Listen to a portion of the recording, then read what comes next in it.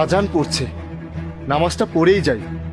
আর যাই হোক, ঈদ যাওয়ার পর থেকে আমি আর নামাজ পড়িনি।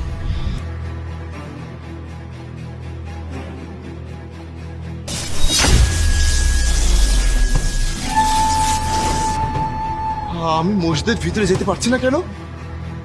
আচ্ছা দেখি, আরেকবার চেষ্টা করি।